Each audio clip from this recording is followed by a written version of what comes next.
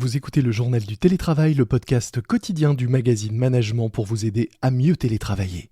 Aujourd'hui, nous allons parler des risques du télétravail mal organisé. C'est parti. C'est le journal du télétravail.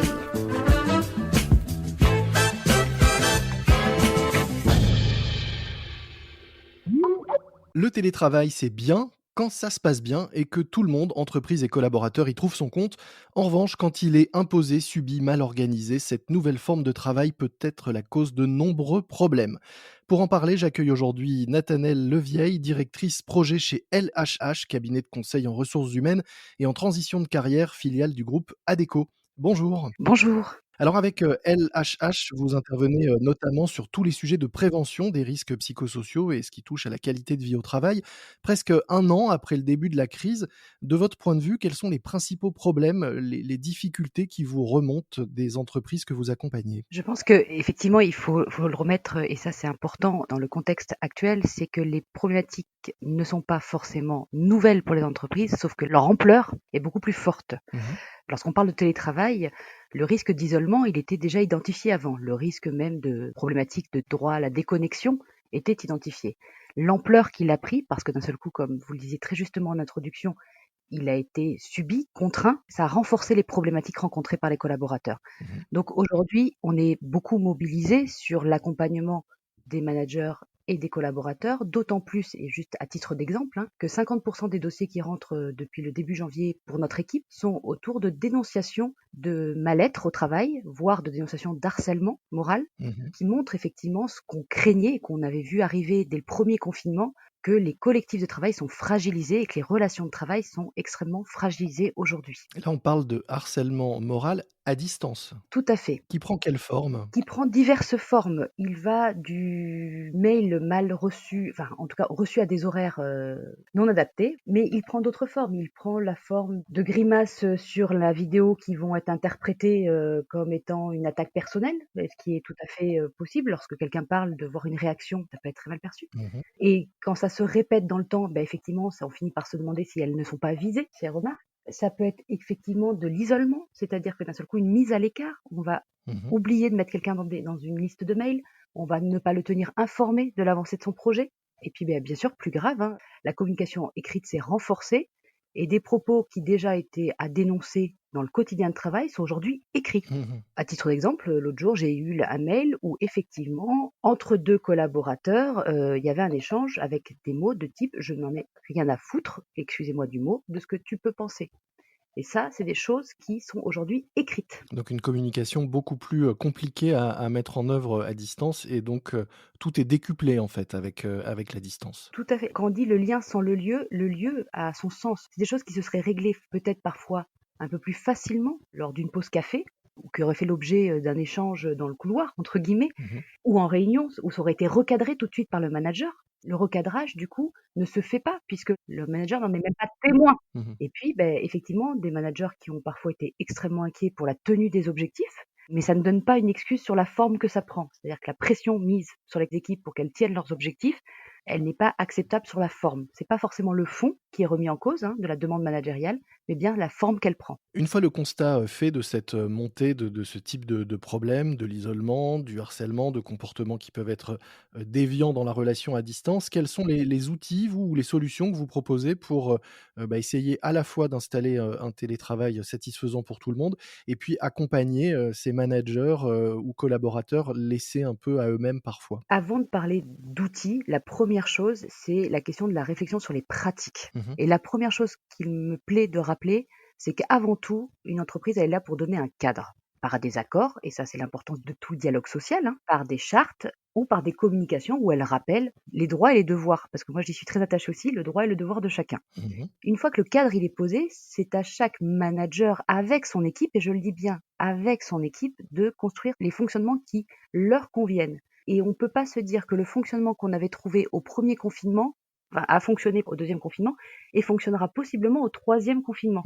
Pourquoi? Parce qu'en fait, on est dans de l'incertitude constante. Mmh. Et finalement, les anxiétés, les angoisses, les appréhensions des uns et des autres évoluent avec le temps. Et la partie collective, c'est que l'activité de l'entreprise évolue. Mmh. Et donc, un point important, c'est de se dire, finalement, on re-questionne si ce qu'on a mis en place a bien fonctionné ou a permis de soutenir ou s'il manque encore des appuis, du soutien. Mmh. Et pour ça, et ça je crois que c'est un point important, il faut permettre aux managers d'échanger entre eux.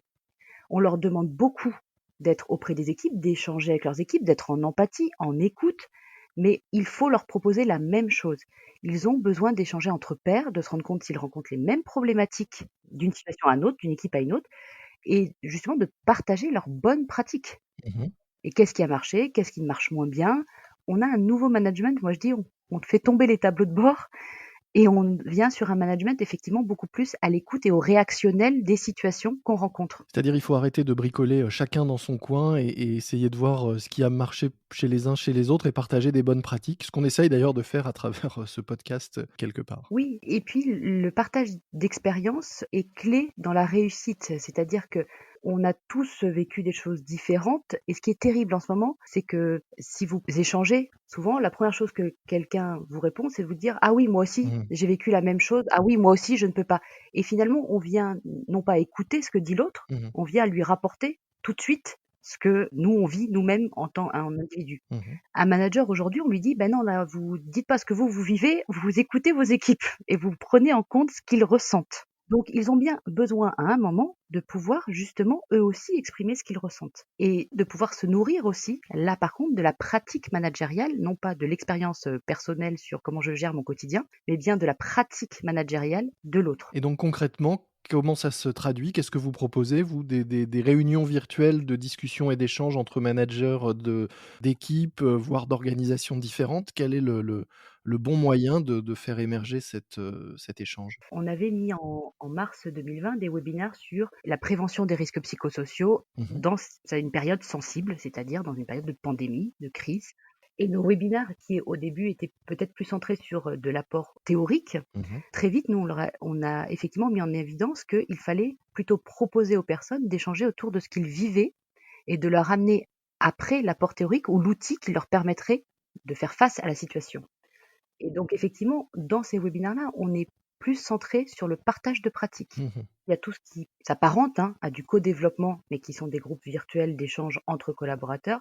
Et ça, c'était important, c'est qu'au-delà des managers, on a aussi sensibilisé les collaborateurs à faire face à une situation qui est spécifique, exceptionnelle, parce que même si elle dure dans la durée, elle reste exceptionnelle. On n'a pas de retour d'expérience d'une précédente pandémie dans le monde du travail. Est-ce que malgré tout, ce que j'entends aussi, c'est, est-ce qu'il ne faut pas se dire qu'après bientôt un an, il faut sortir de l'idée que les mesures ne sont plus si provisoires que ça et sortir du bricolage qu'on a pu connaître, à la fois organisationnel et managérial au début pour, installer ce que vous rappeliez, hein, un vrai cadre, de vraies règles et trouver des modes de fonctionnement, efficaces et satisfaisants pour tout le monde? Personne n'a de boule de cristal.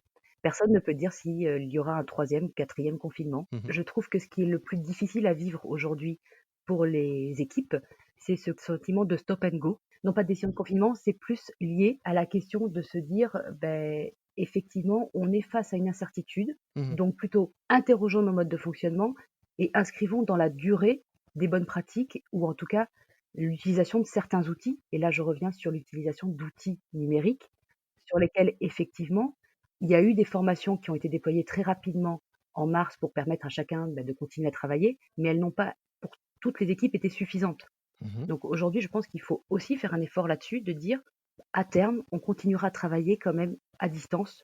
Il faut quand même le rappeler, 37% des salariés souhaitent travailler plus souvent à distance que sur leur lieu de travail aujourd'hui. Donc cette question du télétravail, elle va rester.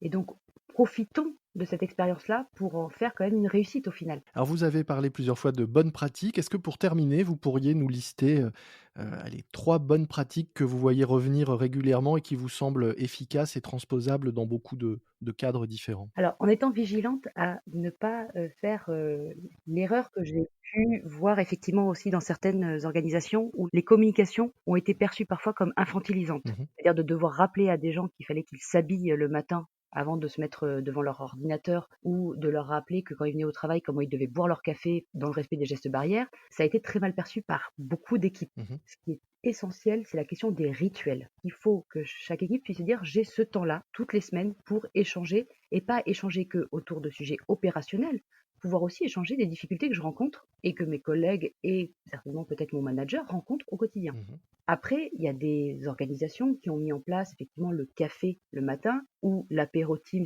bien sûr avec modération sur l'alcool, mais ce maintien du lien social a été une grande réussite pour plusieurs équipes parce que effectivement ça permettait de maintenir une certaine cohésion en étant vigilant à le laisser au volontariat. Mmh. On ne peut pas imposer aux gens de venir se connecter sur un temps informel comme on ne pouvait pas imposer avant qu'ils aillent au pot de l'entreprise. C'est exactement ça. Mmh. La seule vigilance qu'il faut avoir, on parlait d'isolement tout à l'heure, c'est que quelqu'un qui viendra jamais ces temps-là d'équipe, ça doit, managérialement parlant, poser des questions. Se dire, oh là là, il y a peut-être un mal-être qui s'exprime. Mmh. Ça, c'est le premier point, donc c'est les rituels, et puis effectivement, trouver au sein de l'équipe des façons de recréer de la cohésion. Mmh. Autre bonne pratique qui me semble essentielle, c'est qu'aujourd'hui, on a quand même plutôt un fonctionnement qui commence à s'instaurer en hybride, et donc en tant que manager, je pense qu'il faut être vigilant que lorsque je croise des collaborateurs qui sont physiquement là, je vais pouvoir leur transmettre des informations.